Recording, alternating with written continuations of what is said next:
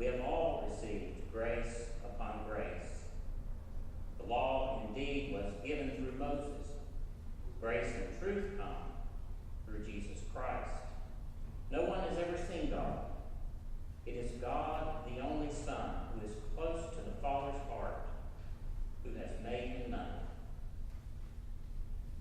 The Gospel of the Lord. Praise to you, Lord Christ.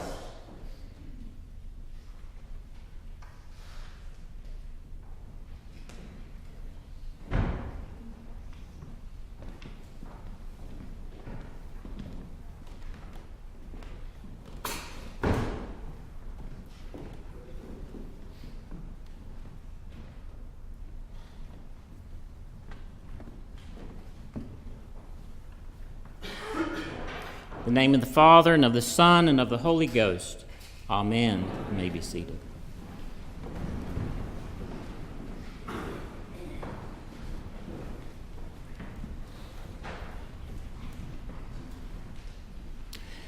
I remember the date.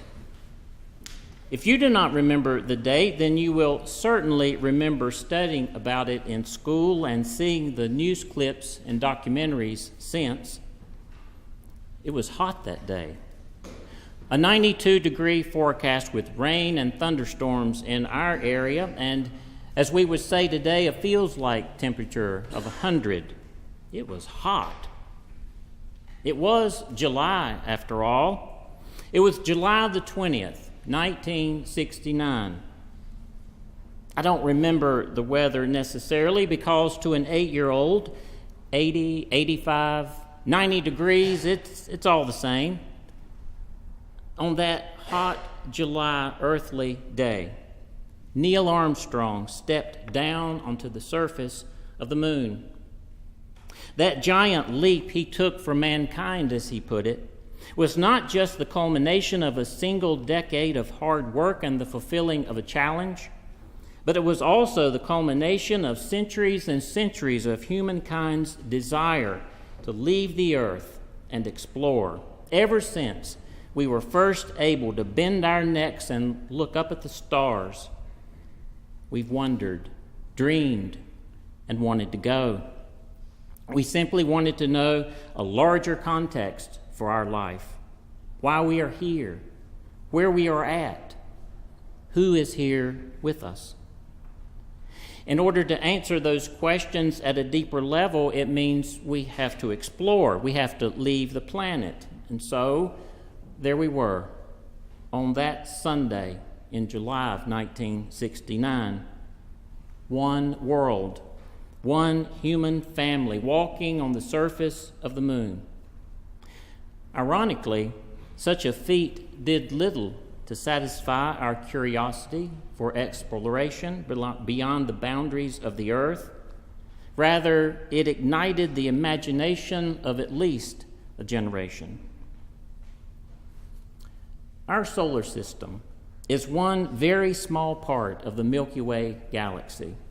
And the Milky Way galaxy is one small galaxy in the venerable sea of galaxies in the universe. The size of the universe is so large, it is nearly impossible for the human mind to fathom. And if you try, it can make your head hurt. Some scientists say it is 30 billion light years from one side to the other.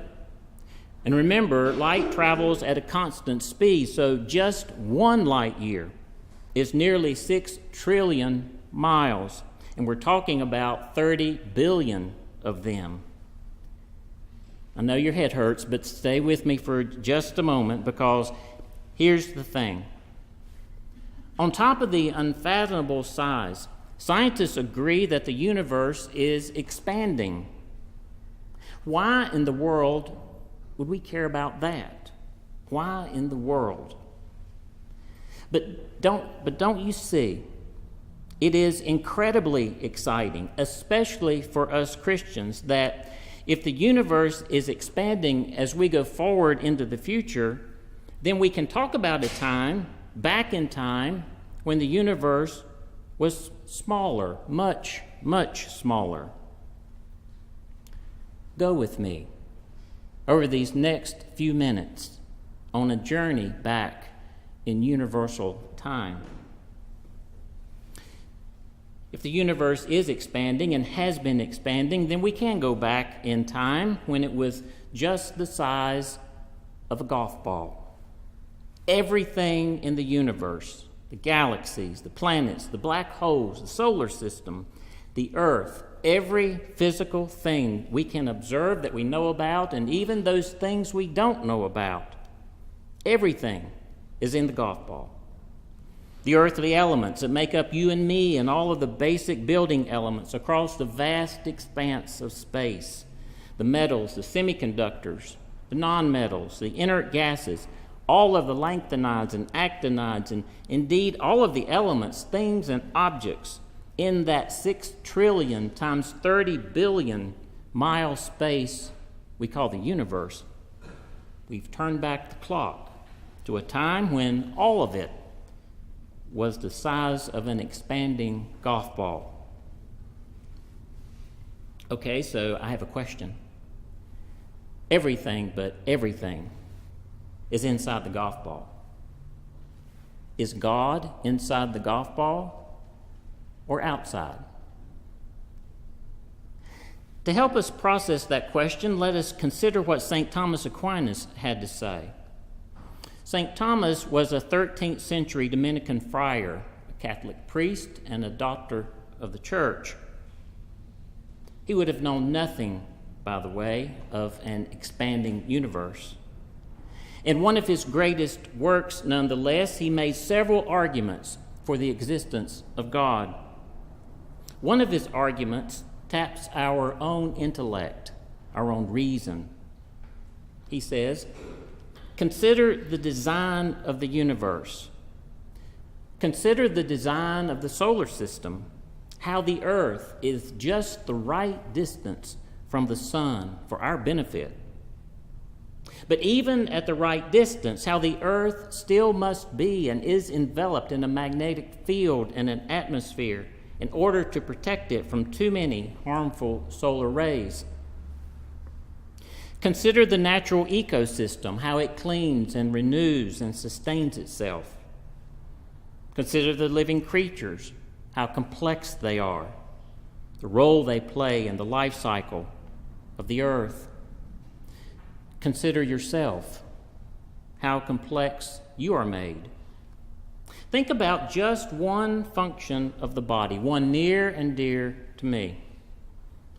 Think about how we hear something, how the sound waves travel down our ear to the eardrum, how the eardrum passes the resulting vibrations through the middle ear to the inner ear, how in the inner ear there are thousands of tiny hair cells, and how those hair cells change the vibrations into an appropriate electrical signal based on the amount the hair cell rocks back and forth from the vibration. And finally, how the electrical signal is sent to the brain, which will interpret it and tell you what you are hearing. We know how the ear works, for example, but we cannot replicate it. Modern medicine is wonderful, to be sure, but for all the technology we have, we just cannot replicate what was originally designed. And that's just one function in the body among hundreds. When you consider the design of everything, the complexities, the star systems, the galaxies and planets, when you consider life as we know it, how complex it is, and when you look at yourself, how complex you are. St. Thomas argues that using our intellect and our reason, we must conclude that there is a master designer, and that master designer we call God. Back to our journey now as we continue going back in time. Since the universe is expanding as we go forward in the future, we have therefore went way back in time when it was the size of a golf ball. Now let's continue our journey back to when the universe was the size of marble. Is God inside the marble or outside? Now, anytime we consider a question like this, there's usually a theologian in the house who will say the answer is neither. God is both inside the marble and outside, they will say. Okay, so yes, of course, God is inside the marble. Because to say otherwise is to assert that God is not inside the ginormous sphere that the universe occupies today. And we should know that the Bible teaches that God is here in this space, in the car with us, in our living room, at home, at our workplace, in the mountains, at the beach. You know, you just can't have any fun when there's a theologian in the house. Maybe the better question is God outside the marble or just inside? In another argument for the existence of God, St. Thomas reflects on the idea of motion. If we peer into space with our telescopes, we will see motion all around. But inanimate objects can't just decide to move on their own. We know that. Some other object or force must act upon it and make it move. Consider the planets, the moons, the stars, all moving through space. Some object had to act on them and make them move, either by colliding and sending them out, or by some object's gravitational force. In some way, they were acted upon by another. And in the same way, the object that affected another was itself acted upon by another in order to get its movement. And that object was affected by still yet another, and that object by another. Now, we could work on this for a while because St. Thomas argues that there cannot be an infinite number of movers. There has to be a finite number of movers. Why? If there were an infinite number of movers, all waiting to be moved by something else, then actual motion would have never gotten started, and as a result, there would be no motion now. But there is motion now. We can see it and observe it. So there must be, if you go back far enough, a first mover put in motion by no other, a first mover which is itself unmoved.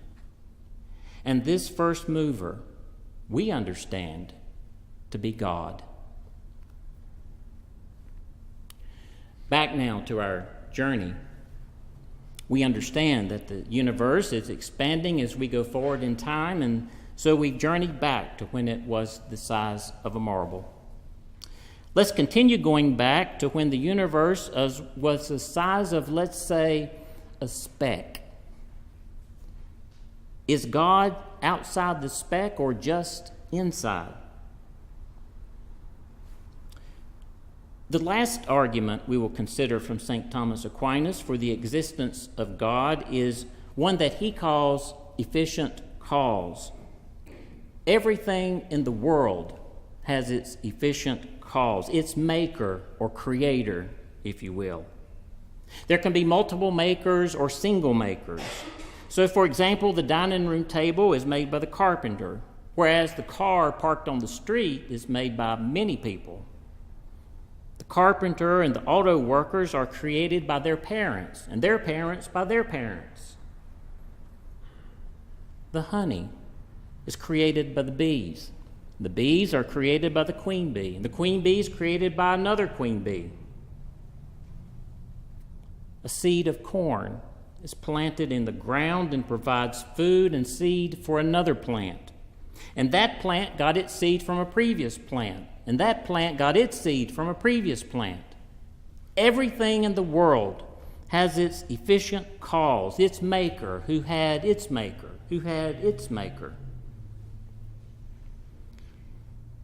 There cannot be an infinite series of makers.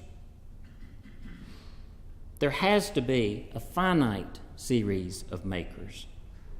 If there were an infinite series of makers, then the series, the work of our hands, the people, the honey, the corn, whatever is continually made, the series would have never gotten started, and nothing, therefore, would have ever been created. But things did get created. We can see them. We are them. So there must be, if you go back far enough, a first maker who was not made by another, but who already was. And that first maker, we understand to be God.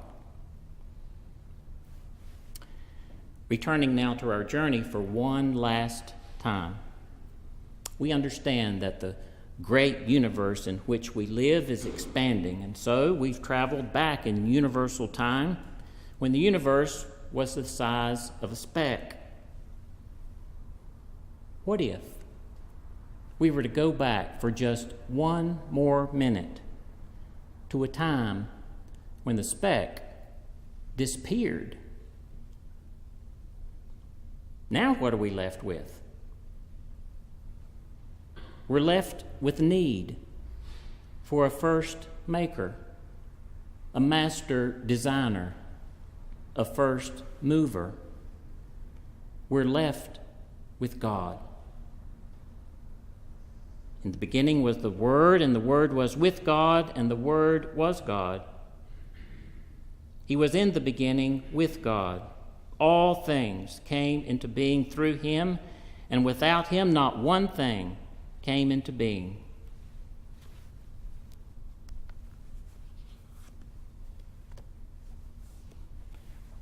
Do you believe in God now?